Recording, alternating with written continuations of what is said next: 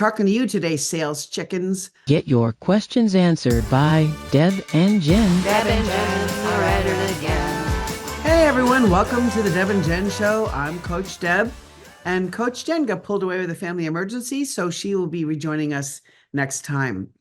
Today, we're going to talk about something that I know crosses the minds of so many people that we talk to who are trying to build a business online, and that is sales. So we're talking to you today, sales chickens. Those of you who say, hey, I don't have a problem with the marketing, but when it comes to sales, talking to people, I cringe or I freeze up or I don't know what to say. I get it. We all have certain memories of certain salespeople that influence how we feel about sales. And we kind of got to get those constructs out of our head.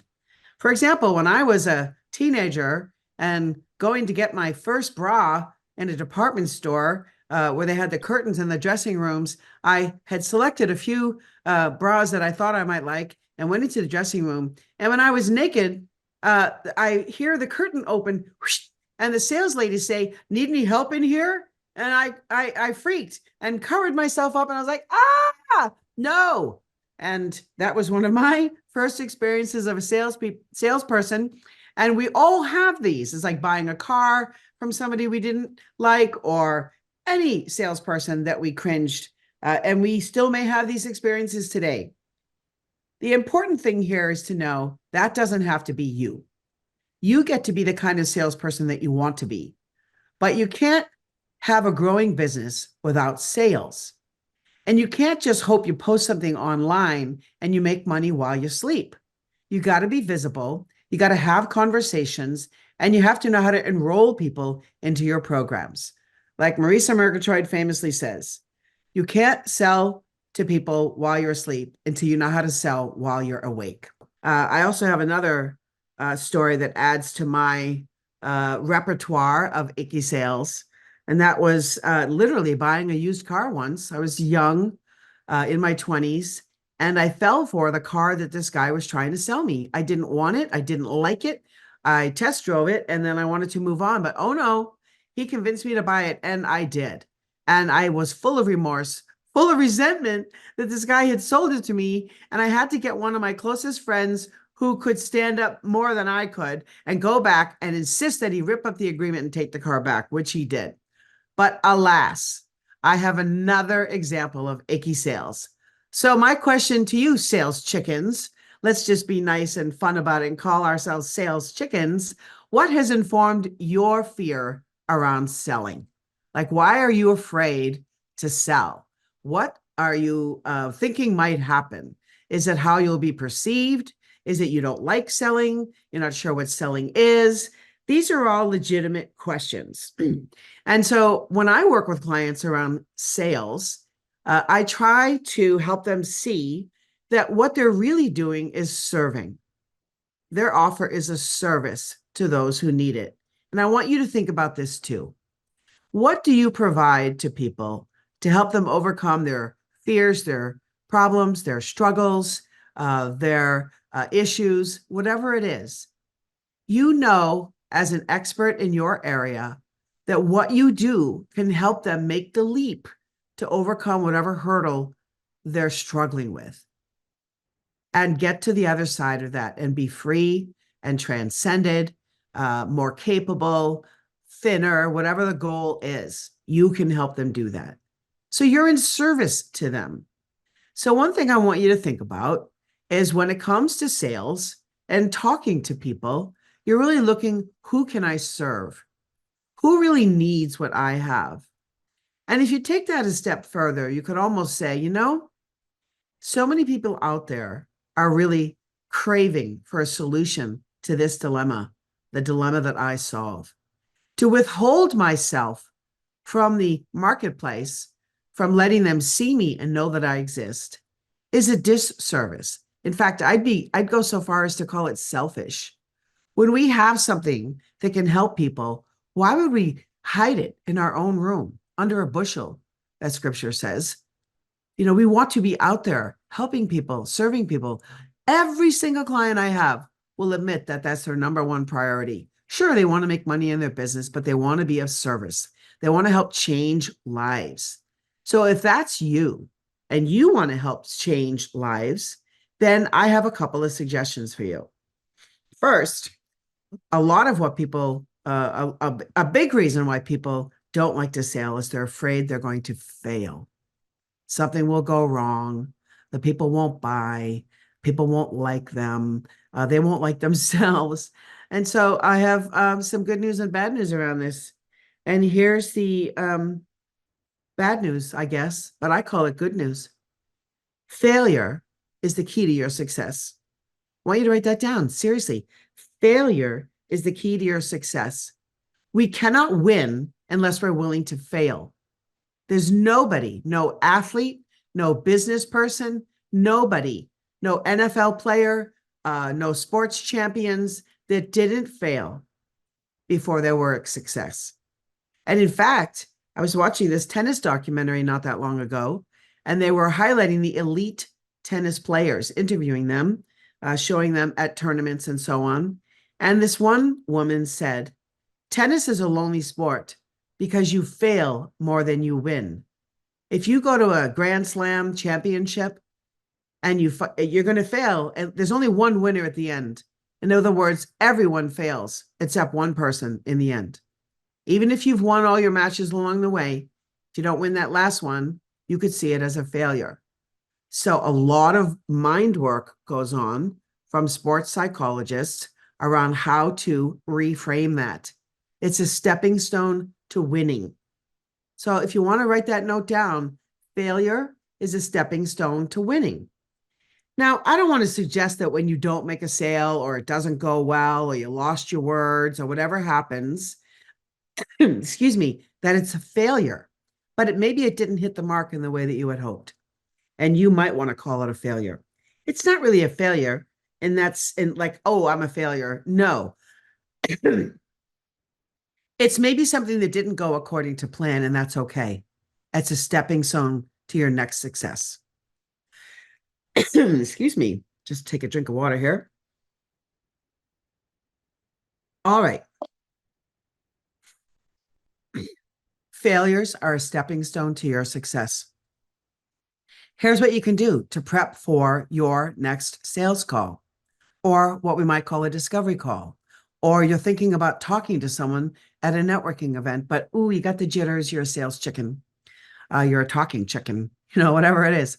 Or this also works if you're going to go out on stage and give a presentation and you're a little bit nervous. I'm afraid I'm going to fail. What are they going to think of me? The only difference between feeling like you failed at a networking event and feeling like you failed on stage is the number of people watching you, right? But here's one great thing to remember, whether you're presenting or whether you're working one-on-one in your business. People always root for the underdog.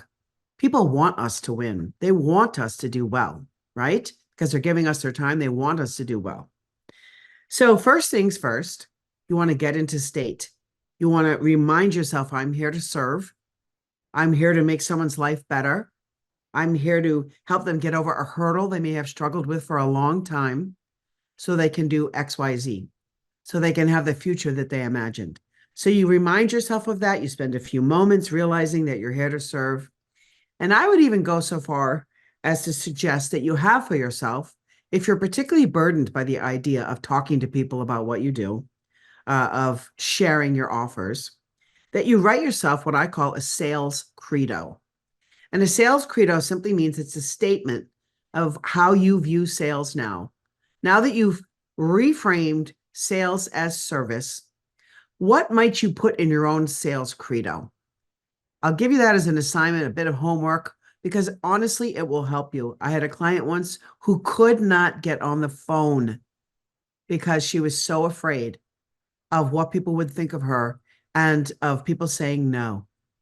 So I said, okay, let's write your sales credo, or you write your sales credo after we talked about sales as service, as serving the highest potential in other people. So it goes something like this. I am here to serve others, to help them fulfill their highest potential. I am here to enable them to, and you put in, fill in the blank of what you help people do. In my case, I might say, I'm here to help them speak effortlessly about what they do so that people are captivated by their content, by their offer, etc. Okay, so I am here to help people fill it in. I realize that every no is just a stepping stone to the next yes, that every supposed failure is a stepping stone to my success. There is no failure. This is all part of your sales credo. There is no failure. There's only my desire to serve and be of service, to facilitate someone's transformation. So, in your sales credo, I am here to facilitate others' transformation. I give freely with no expectation, no strings attached. I make my offer knowing that it could be the very thing that helps someone reach their promised land, where they want to be, the future they have imagined for themselves. Put these things in your sales credo. And when I talk about getting into state, what you would do is, if you're going to get on a call, a discovery call, an enrollment conversation, if you're selling in front of the room, whatever it is, you take out your sales credo and you read the lines you have written that are meaningful, authentic, they resonate with you. You know that they're true from the very core of who you are. You read them through, you can even recite them out loud if you want. It's to remind yourself of what your role is here. You're not the used car salesman trying to sell that last car on the lot that nobody wants. You are here in genuine service to other people's transformations. So write down, look up or keep notes of things you hear. I was going to suggest you look them up online as well, which you can. Keep notes of what you hear that inspire you for people who are, quote, selling. And just get rid of the word sales altogether if you want, and substitute it with service. I am here to be of service. I am here to help others transform. I am here to help improve people's lives. I am so grateful for this opportunity to facilitate these changes, these beautiful futures for people. Okay. And again, you can specify what it is that you do specifically that will help them change their life, like the outcome that you create for them. You put that in your sales credo. I'm not talking about 3-4 pages. I'm talking about maybe 8 to 10 lines, different statements. Okay, so you read that, you remind yourself, you acknowledge that that's why you're there, that's your purpose, and then you step into the call, the meeting, the presentation, whatever it is that's happening for you. I promise you, this will make a huge difference in how you approach sales and how you think about sales.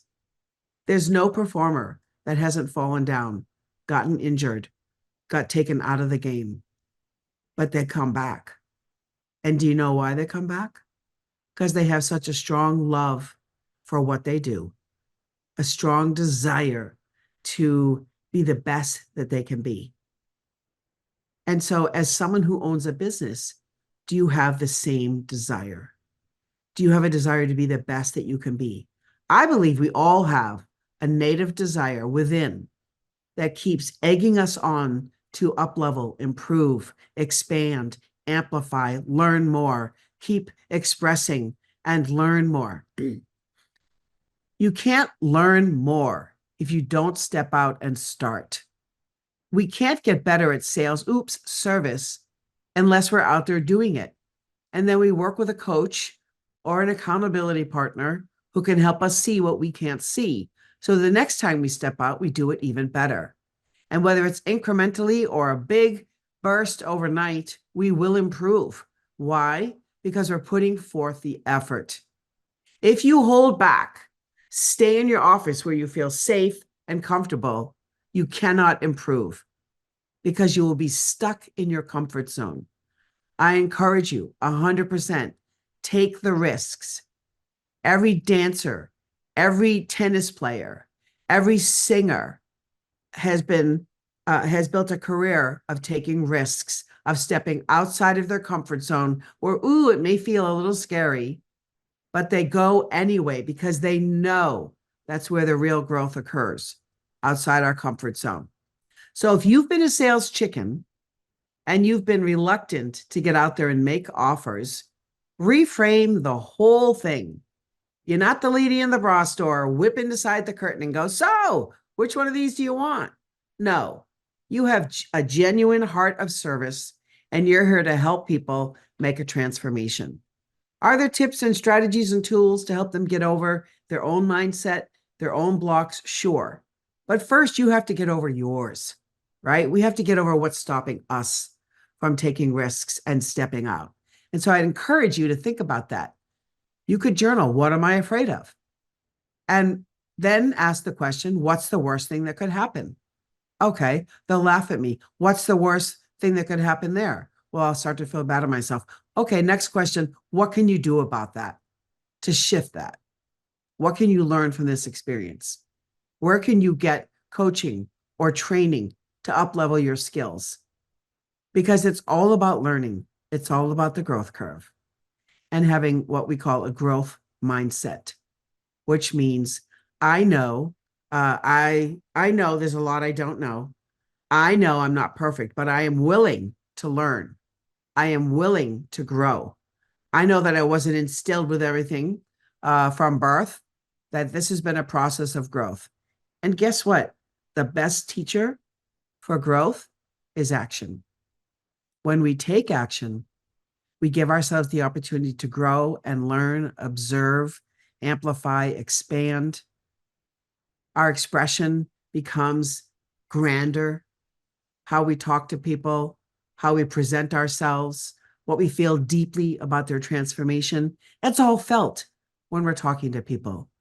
That's the unseen stuff that helps people decide whether they want to work with us. It's the sense that they get when speaking with us that, wow, here's someone who truly cares, who has expertise in this subject, and can help me get to the future I've been dreaming about. I sense their passion for me, their commitment for me. And that's everything, right? So rather than being a sales chicken, be bold, be brave. Realize that anything that doesn't go as planned is simply a stepping stone to your next success. Take a few moments, 20 minutes maybe, to write your sales credo. How do you want to be treated when someone's making you an offer? Write down the things that are noble, that are good, that people can't ignore, that help you stand out from the crowd of other people who are just manipulative and pushing. Be of service. Realize that that is everything when it comes to having a conversation with someone.